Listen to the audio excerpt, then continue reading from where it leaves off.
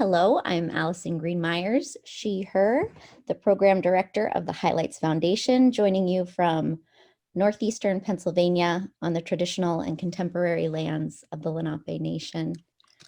Welcome all to this month's HF Gather. A note for you as attendees who are just coming in, this is a webinar style gather, so Pat and Daria cannot see your video or hear your audio during the session, but they can see the chat, they can see how active that is, and they can read the Q&A box. So please feel free to use the chat, put questions in the Q&A box, and we'll get to just as many as we can after Pat and Daria's conversation. I do want to say in these spaces, the chat, the Q&A box, as well as all of the Highlights Foundation programs, we strive for a safe and inclusive environment. So we ask you to come tonight with no hate, no harm, and no harassment of any kind. Let us grow tonight in this conversation with appreciation and respect. At the Highlights Foundation, our mission is to positively impact children by amplifying the voices of storytellers who inform, educate, and inspire children to become their best selves. And while our mission is to amplify the voices of storytellers, tonight's HF Gather is a special amplification. It is a celebration. It is a congratulations. It is a prioritization. It is a fortification. And it is an appreciation of and for our 2021 Artist of the Year, Daria Peoples, and her book, America, My Love, America, My Heart. Thank you. Daria joins fellow Artists of the Year. In 2018, we hosted Shadra Strickland's artwork on display at the Barn at the Highlights Foundation. And in 2019, we hosted Angela Dominguez's work. In 2021, as you can see behind George, we have images from America, My Love, America, My Heart. It will be on display at the Highlights Foundation Retreat Center all year long. And to coincide with this beautiful art showcase, the Artist of the Year also has a special scholarship in their name to award to one illustrator or one author illustrator in the coming year for a program online or at the retreat center. So for 2021, that scholarship is the Daria Peoples Scholarship for Artists. That's fantastic. Tonight's HF Gather is a chance to get to know Daria better, if you don't already know her, to get to know her work and to learn more about America, My Love, America, My Heart. We are recording tonight's session, and I hope that those of you in the audience right now and those of you who are watching later will join us in congratulating Daria Peoples. Daria is an author, illustrator, speaker, and educator. She has been a student, teacher, and fellow at the Highlights Foundation. Along with her illustrated works, Daria is the author illustrator of I Got Next, and This Is It. Her upcoming book, Show the World, will be illustrated by her and written by Angela Dalton and will come our way next year. But this book, this year's book, America, My Love, America, My Heart, released this spring to starred reviews from the Bulletin of the Center for Children's Books and the Horn Book. America, My Love, America, My Heart is a book that will echo in your heart. This is a book that asks us to interrogate what it means to be part of a nation like America, a nation that has taken and a nation that was taken, and what it means to question all of this, yet still find love for it and for our neighbors and for our classmates and for ourselves. This book that Daria has crafted, both the words and illustrations, opens a conversation for children and adults as we consider our past, our present, and our shared future. I love the description from HarperCollins Publishers. It begins with Daria's words, America, do you love me? My black, my brown, my pride, my crown. It begins with a single question from a single child and multiplies as America, my love, America, My Heart, sweeps across our country with every page turn. Right behind you, you'll see images from the book itself, right behind George. We're also grateful this evening to have Pat Cummings with us to talk to Daria about this book and so much more. Like Daria, Pat is an author, illustrator, and teacher. She has opened her arms to so many aspiring authors and illustrators as a mentor. Her stories thrill us, whether they're concept books or ghostly middle grade novels. Pat serves on the advisory board of SCBWI. She is an active member in many organizations that support authors and illustrators, and she's always looking for ways that we can bring art to children. So with that, so much gratitude tonight. I finally, excitedly turn things over to Pat and our 2021 Artist of the Year, Daria Peoples. Welcome to both of you. Thank you for being here. Thank you, so Allison. much. Thank you, Allison. Thank you. That was some introduction. And congratulations, Daria. This is huge. And to have the art on the wall for all of 2021. So hopefully as Highlights opens back up, people will get to actually come and see the art, which is fabulous because there's nothing like actually seeing it in person. Yeah. You know, so there's a lot to cover. But what I'd love to do is to get into how you got to this point, because you, I think, were destined to be an author, illustrator, perhaps. I know that your biography says you started working at 9 as a librarian. How is this possible? You know, you want to talk a little bit about how you came to books. I mean, it's always been with you. You've worn many hats, but when did you decide that this is something that you wanted to pursue as a career, like you wanted to write and illustrate? And how did that transition happen? You know, it happened a little later in life. I had gone to college already. I had started a family, but I was still feeling very lost as to what my purpose was and what it was that I was supposed to be doing. I was a teacher at the time. Though I thought that I was a good teacher, I didn't think that I was really doing the thing that I was called to do. And it took me a little while to find it. So I had to go back in order to go forward. And you did mention me working in the library. I wasn't a very prolific reader as a child. I read well. I actually started reading at a very early age. I was about 3 years old when I began reading.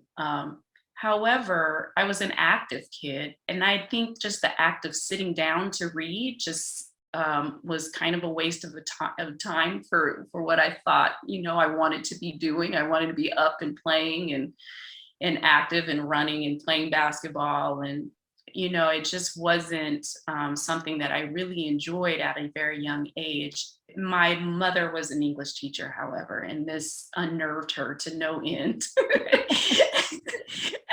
And so I kind of had this secret where I would play read, you know, I would have the book open and I would just spend 20 minutes on one page and be daydreaming about all the things that I wanted to do. I think when she realized that that's what I was doing, my secret of not really liking to read or loving to read came out. And so her solution to it was that I would get a job at the library. Oh, okay, Mom. You weren't fooling her. No, that's what happens. You get raised by a Black mama. That's what Black mamas do. They go in the library. Okay. Exactly. And so, so yes, I worked at the library at 9 and volunteered. And I do think there was a seed planted there. Much later in life as a teacher, I began to draw again. One other seed that was planted as a child is my father was a hobbyist, an oil painter. He was a Vietnam vet. And when he came home from Vietnam, that was one thing that he began to do to kind of, you know, deal with a lot of his trauma and his experience in Vietnam. It calmed him and it relaxed him. And it was something we did together. So I started painting with him at a very young age in our garage. On Saturdays. And then very much later in life, when I was trying to figure out what my purpose was, and after I had children and I saw, I was trying to instill their dreams, I kind of felt a little hypocritical because I wasn't really going after my dreams. And that was this little whisper inside of me that said, I'm an artist. And so I just kind of started to honor that whisper by Mhm. sketching and practicing and drawing and sharing it with people. And it became bigger and bigger and bigger until I realized that from my past of being an English and Black Studies major in college to having this passion of drawing and painting, that I could put it together and become an author illustrator in a So way. the stories were coming at the same time. I mean, like when you were doing these images, you were getting stories, ideas at the same time? You know, sort of. I was really just, I think in those early days, I was really just practicing, teaching myself how to draw again and how to see again, Mhm. as an artist. Mhm. That's what, drawing is seeing. And so I was really just sketching things that I saw, and then those would turn into story ideas. My very first book, This Is It, I didn't even realize that it was a picture book until much later after I wrote it. Mhm. um, it came from an experience, a personal experience. Actually, my very first trip to New York City, our family went to New York City for the very first time. And in that idea of my daughter one day doing a dance audition, I wrote something that was very meaningful to her, not knowing that it would one day become a picture book, but it did. And I began illustrating it. And that was probably the first time that I realized that I could turn these personal experiences that I had, these moments, into books. When you did that, though, and you said it became a book, that's a huge gap. So for a lot of people who are watching and they want to write and illustrate and they haven't done that yet, they haven't gotten their books published yet, how do you go from, well, you knew the story was personal, you knew it meant something to you, and working on it, the images meant something to you. How do you turn that into a book? How did that happen? Yeah, so I didn't know a whole lot then either. But what I did do is I took a few classes at that point. I took one class in particular. And in that class, I learned how to do a character sketch. Mhm. So I started with the character and what she might look like and why she looked like the way she looked. And then I started putting her in a lot of different poses that I saw. So my process at that point was very much trial and error. I didn't really know what I was doing. I didn't realize that these sketches were actually thumbnails that would become, the story paginated in a way. And I just kind of wandered my way through it until I realized that, I needed to make a dummy. And I learned that in that class that I made a dummy with the words and the visual narrative of the story as best that I could see it or know it. Um, and I knew that there was something special. When I shared it with people, it really evoked emotion Mhm. more so than any other story I had ever written. And I think it was because it came from a personal experience. It was a story written for one child, and that one story that it had universal appeal, but it resonated with an individual experience, Mhm. and so that became a dummy, and I sent that out to blindly to publishers and to agents, and it actually attracted my agent that I have today. Yeah. That's fabulous. Okay, Yes. so should we give her a shout out? Yes, Marietta. Lovely, the I brilliant know. Marietta Zachary. Yes. Okay. Absolutely, absolutely. And I'm so honored that she represents me. It's been a wonderful, wonderful experience to have Well, someone that protects you and your mhm. work. Here's the thing. You bring some passion to your work. You bring a personal experience to your work. It means something to you. And one of the things that I love about Marietta too is she brings that passion. You know what I mean? And you need to find somebody who understands exactly what it is you're trying to put out there, and this is why it leads perfectly into America, My Heart, America, My Love. This comes from emotion. I mean, it's emotionally driven. You're asking these questions that so many kids of color particularly have these questions. What was the start of that book? Where did that start? How did that start? And I know that you like to work with spoken word poems almost, Yeah. How did this evolve into a book for you? So I think I was grappling with a couple of different things when I wrote this, which was the end of 2018, beginning of 2019. Number one, I had published This Is It and I Got Next, and I did not have a next book to Mhm. work on. So I was at a place where I didn't have a book deal. And I was really trying to figure out what it was that I wanted the next book to be. The second thing that I was grappling with was our country, the state of our country and where we were. And also how I would get so frustrated when I would hear people say, well, if this is America and you don't like it, then just leave. As if, we don't have the opportunity to hold America in the same standard of liberty and justice for all, because our standard might be higher doesn't mean that we don't love it or that we don't want to be here. And then I wanted to write a book that talked about contemporary racism and not historical racism. I felt like we were really comfortable in our industry talking about historical racism, things that had happened in the past. But how do you teach a kid like what they are feeling right now, every single day in the classroom? How do you give that voice? And honestly, Pat, after that, I had to it felt like ripping myself open because I had to go back to my own childhood and my own experience of being one of few Black children in a classroom growing up in a predominantly white rural area and remembering what that felt like. And I went back to one memory in particular when I was 6 years old, and I was called the N-word for the very first time. And I remember that my world changed after that. Everything had to be renegotiated Mhm. after that because I had come from this Black church that I went to. I came from two very, um, informed parents who had very deep roots, not just in Black culture, but in the South.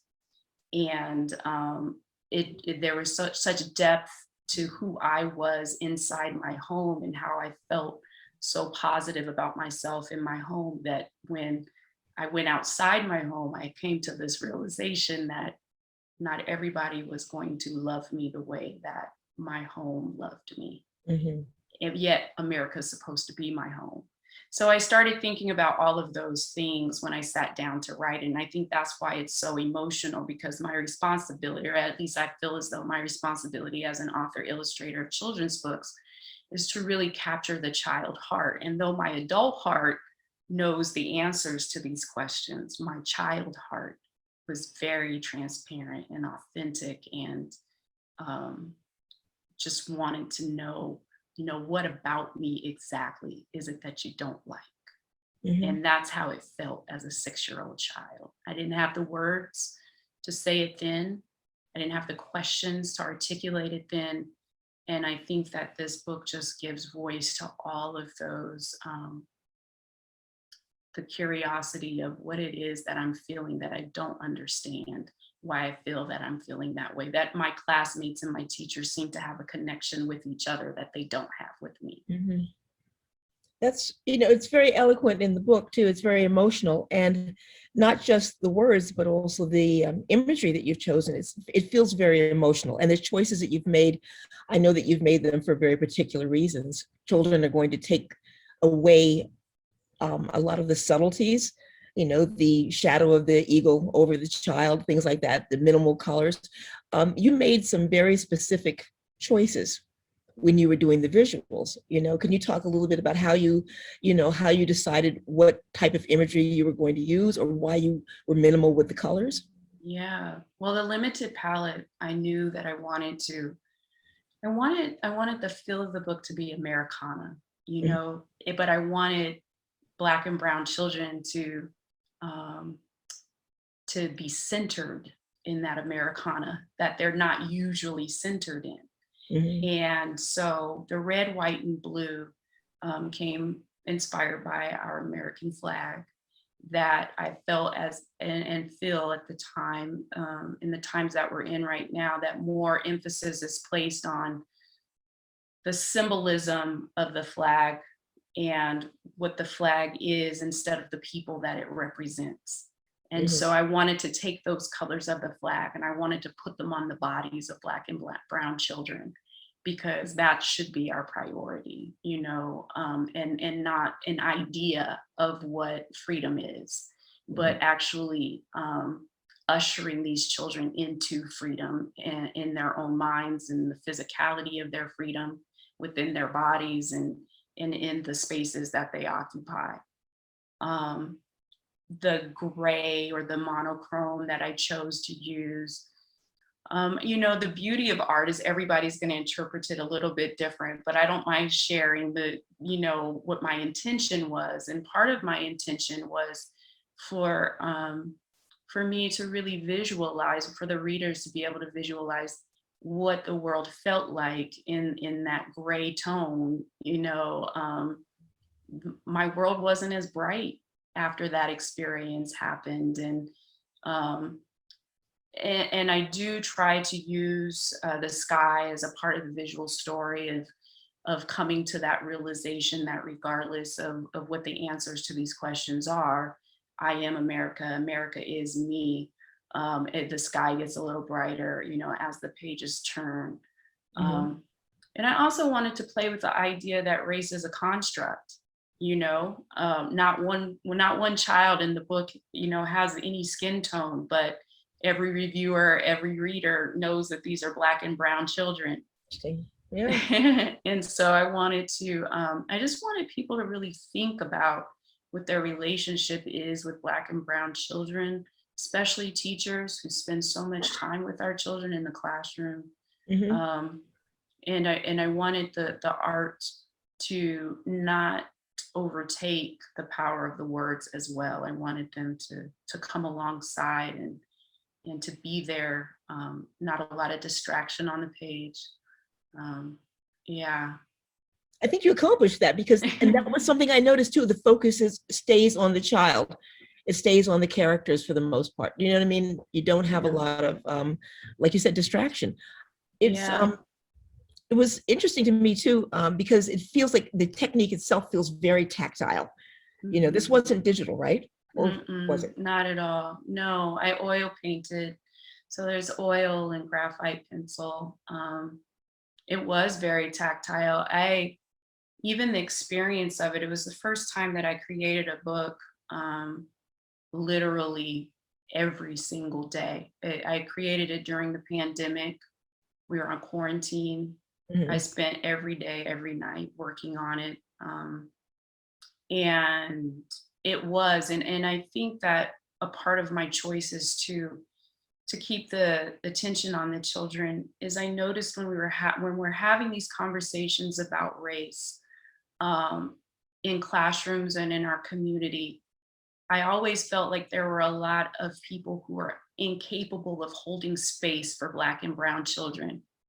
And I wanted to create an experience for readers to be able to have the invitation to hold space, Mhm. to look at that child, to take in the question, to pause through their way through it. And I wanted their experience to be tactile in the same way it was for me to create it, you know? And for what you went through, because right now in this country, what's going on, you know what I mean? This is extremely contemporary, the way that the children of color are perceived and Yeah. treated, and if they're treated differently, because, I think we both know that, at least I don't know one single person of color who did not experience racist incidents as a child and continually growing up, which is an amazing thing to think of, that nobody has Yeah. escaped that. And you're trying to address this. So that leads me to my next question, which is, when you're thinking about who your audience is, this will get into the hands of children because it is a picture book, but it seems to be addressing so much more than just the child. It seems to be talking to everybody, which is unusual for a picture book to be addressing like all ages. But like you said, you really want to talk to teachers as well. Were you thinking that when you did it, that you were going broader than children?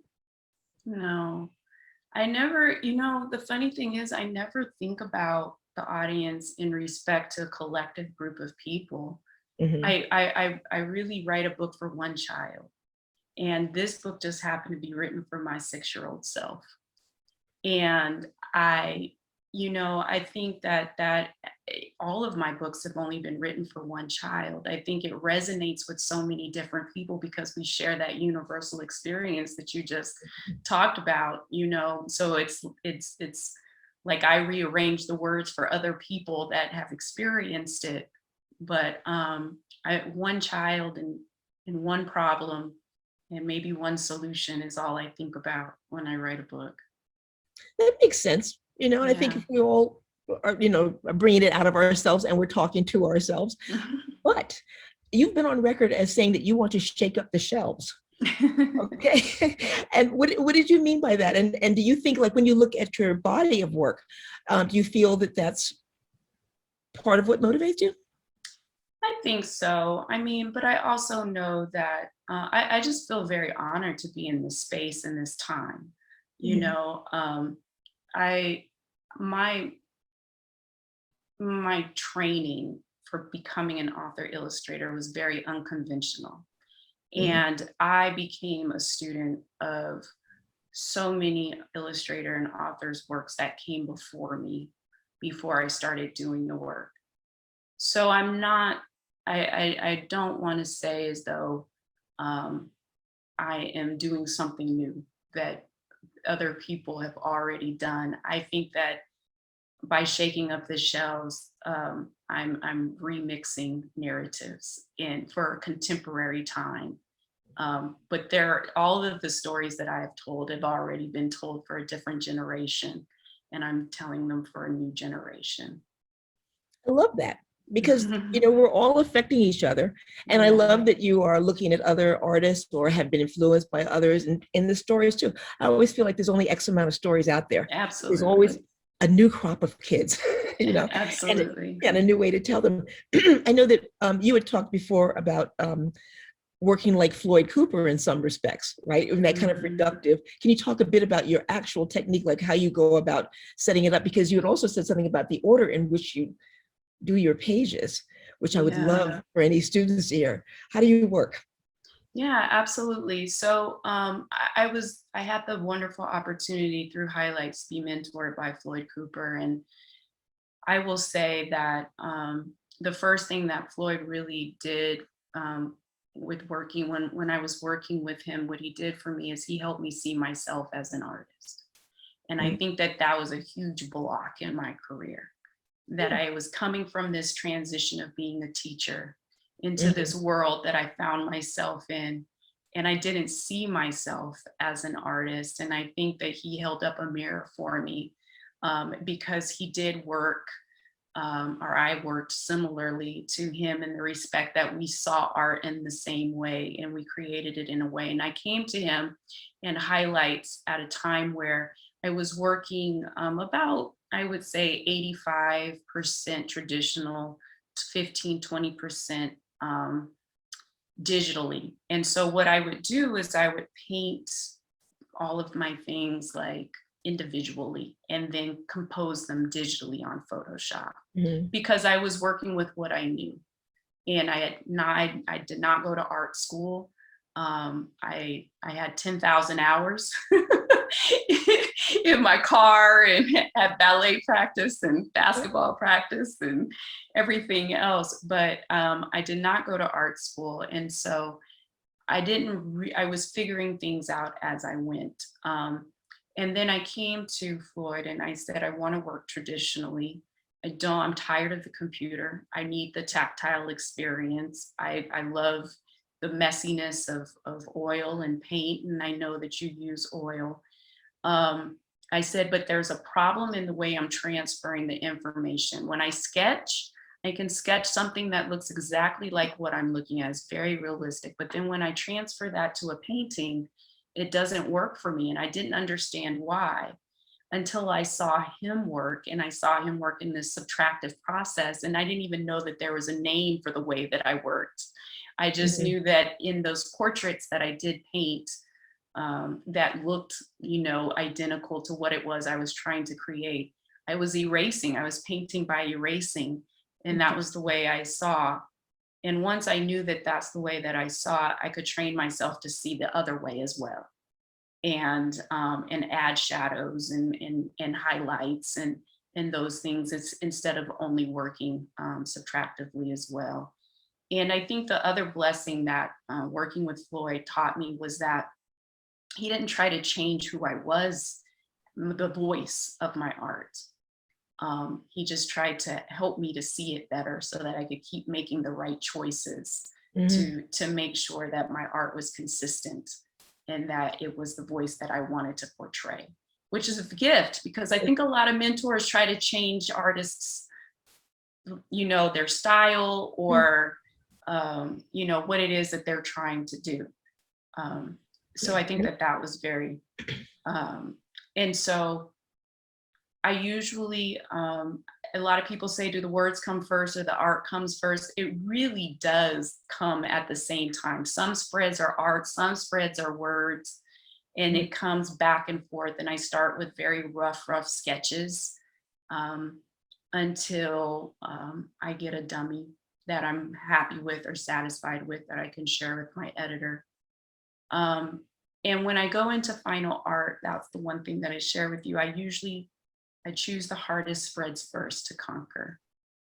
Bravo. And then I do. And then it's usually downhill, like in a nice downhill ride, not in like a downhill disaster kind of way. But it makes the process of creating a book a lot more rewarding when I know that I've gotten the most difficult spreads out of the way. Right. Exactly. Exactly. Well, that's very cool. This we're going to open it up to questions, but I do want to say that, having run into Floyd, whoever you run into, a lot of us sometimes just need somebody to say, do it. Do you know what I mean? Go ahead and do it. When you're in kindergarten, you don't need somebody to do that. You're free. You hit the page and you put down there exactly what you feel like putting down. And we forget that over time. Or over time, somebody will tell you, well, so-and-so is a good writer and so-and-so is the class artist. And so it gets layered on until you start to question why you were doing it and just loving doing it. And if you could just run into somebody, it was fortunate. You would have gotten there, but it was very fortunate to run into Floyd when you did. And we can all see the results. Thank you. If we just go to visit highlights and get to see his magnificent artwork actually on the wall, because it's quite different in person than it is seeing it, digitally. So that's, something to look forward to, everybody. And Allison is back with some pithy questions. And Allison, you've told them no physics questions. No physics tonight. Okay. No, I'm sure you've got that. But I love, there's a question here in the Q&A from, well, I think it might be from Jay. I could be, I think so. I think it might be. And it says, how do you remember to see as an artist again? Such a big question, such a lovely question. How do you remember to see as an artist again? I think for me, I have to be intentional, especially as an artist of children's books. I think that adds a different, like an entirely new layer of expectation and responsibility as well. And for me, I have to guard my heart, to be honest with you. I have to guard my heart from a lot of the things that we protect and guard children from, so that I can see as a child and I can feel as a child and I can experience as a child. And what that means is I'm not on social media. What that means is, I don't watch a lot of news. I try to be present. I try to be in the moment. Children are very much in the moment. And so they are able to see better because their senses are alive in a way that we as adults, we tune out our senses. And so I think that is, and it takes practice. It takes practice. It takes deliberate practice, and it takes also, I think, one of the first things, I try to stay true to is taking a sketchbook with me. I don't always use it, but it's with me. And when I see something, stopping and pausing and drawing it. in honoring that I do see, you know, Mhm. because you can ignore things as well. I Yeah. think that's great. And it kind of ties into another question too. You had mentioned um, that with America, you were working every day. Mhm. When you're not in a specific project, are you finding your art every day? Are you looking for opportunities to create outside what's on deadline? What does that look like in your world? Yeah. If I'm on final art deadline, I give 95% of my focus to final art. I'm not the artist that can do a lot of different things at the same time. I really find value in finding the depth of it. I'm learning my pace as well. I think there's a lot of things about becoming or being an artist that I'm still learning about myself. Um, and I know that my pace is a little bit slower than what the industry might require. But I think that I think now that I am learning my pace, um, it could be something that I account for in the future. Um, I also think that it's hard for artists to come in and out of that creative space. I think that was the blessing of the quarantine is that I didn't have to come out. I stayed in it. I literally stayed in it for 6 to 7 months. And in some ways, I will try to recreate that because it was a beautiful experience of not having to come out to reality. I could stay within the story. Um, and I think that there's other professions that do that. My brother is actually an actor there in Brooklyn, and he stays in character, you know, a lot, even when he's not on stage. He stays in character to understand who he is in the role that he's playing. And there's a little magic to that. So I tried to create that. I tried to create in large stretches of time in order to recreate I love that. And I love that thought it. of staying in character. Isn't that what we're desperate to do? We're really Yeah, trying to do. yeah. I have just about two more questions. We want to be really respectful of time tonight. And I love, you and Pat talked a bit about the audience of children, but just to go a little bit farther with that, what about working with children, either your experience in working with children um, previous to or prior to becoming an author illustrator, or talking about actually taking books out and being with kids? Do you have any stories to share with us about what that is like and what that does for you as an artist? Well, it definitely gives me life. It gives me life, and during this time, it's been difficult because I haven't had a lot of school visits.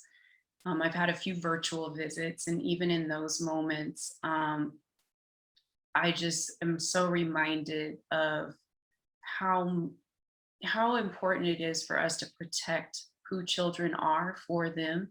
I think that we spend a lot of time as adults trying to become the child that we were instead of being preventative as parents, teachers, and caregivers to protect the uniqueness and the gifts and talents of children so that they don't have to come back to it.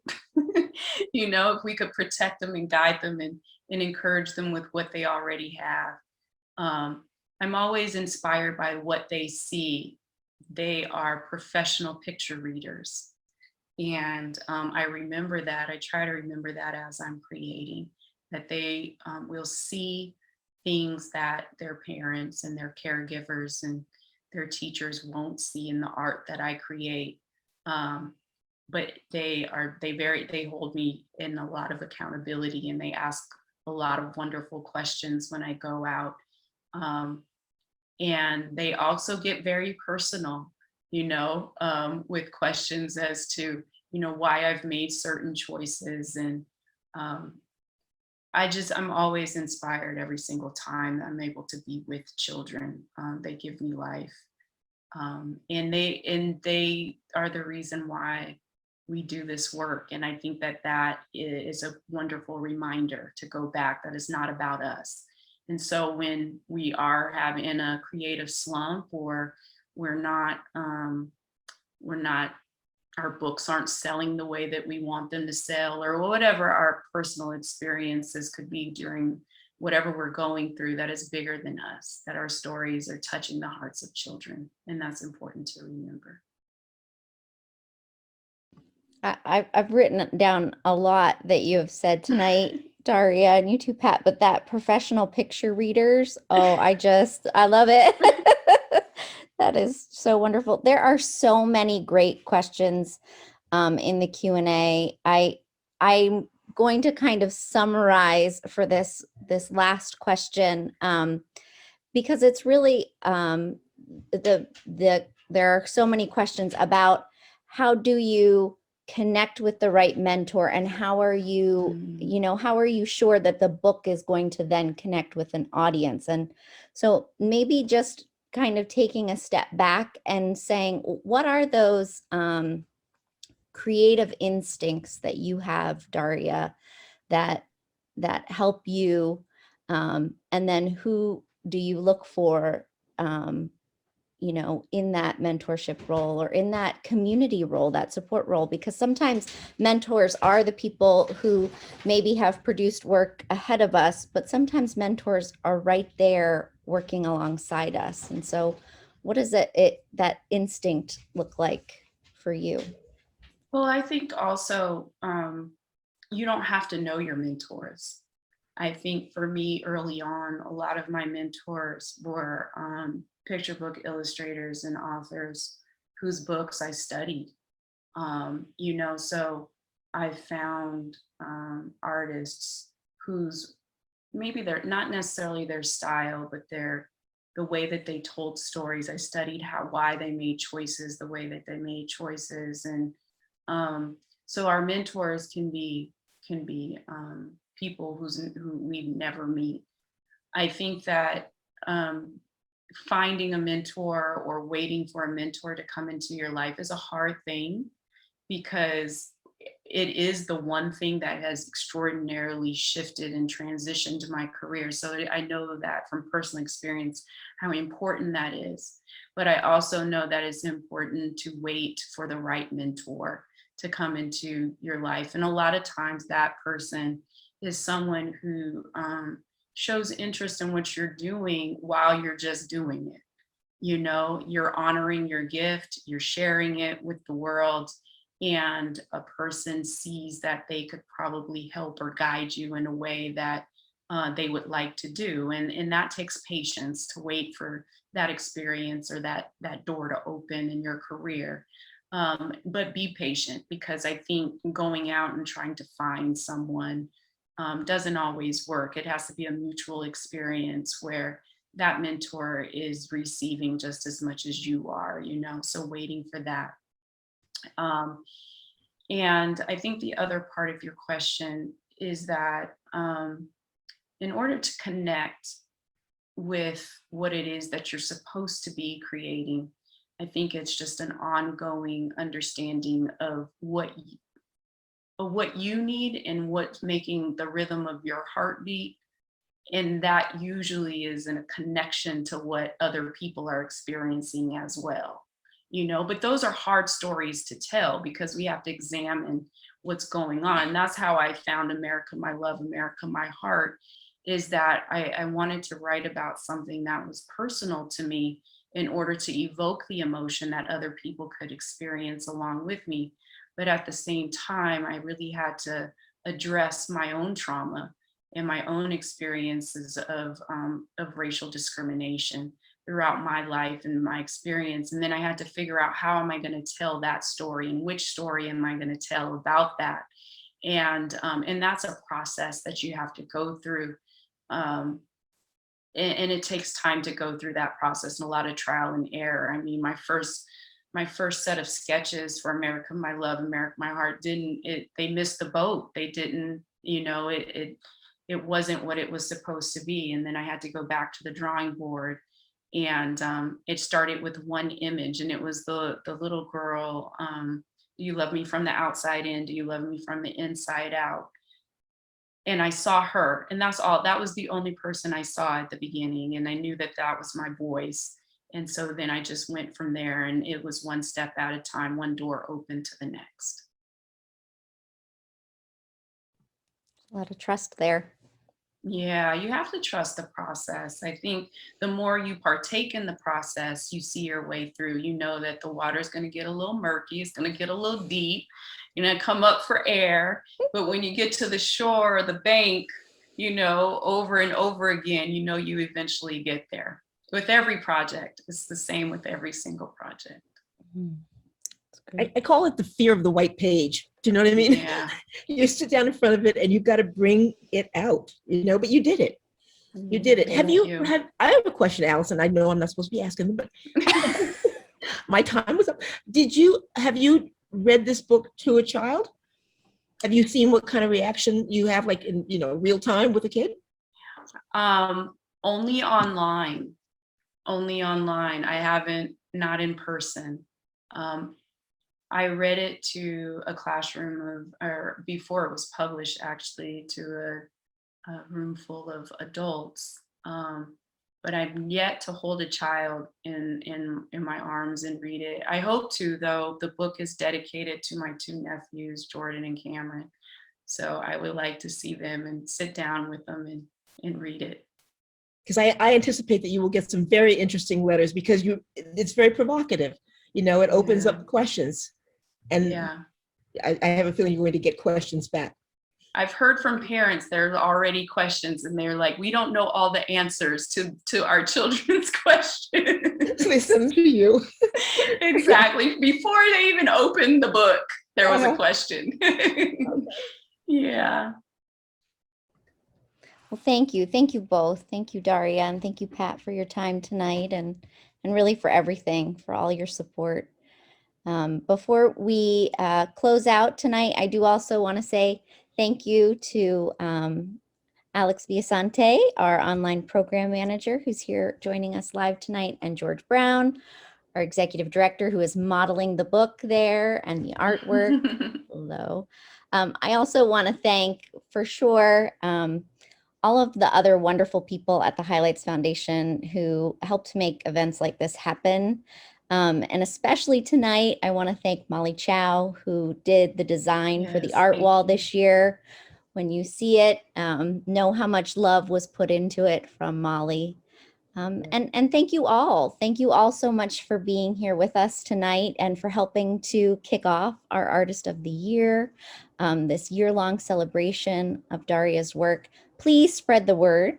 And, you know, if you are feeling safe and ready to come to the retreat center, America My Love, America My Heart will welcome you right into that space as you're doing your important work of creating stories for children. And if we don't see you in person this year, Daria's work will welcome you then too, because remember, we have that special scholarship in Daria's name. There'll be information about that application coming July 1st, 2021. And with that, for tonight, I want to say, I wish you safety, I wish you peace, and I hope you go out and buy this beautiful book. Thank you, Allison. Thank you, Pat. Allison. Thank you, George. Thank you, Alex. Really lovely seeing you guys. It's wonderful. Thank you all. Congratulations, Daria. Thank Fabulous. you. Thank you so much.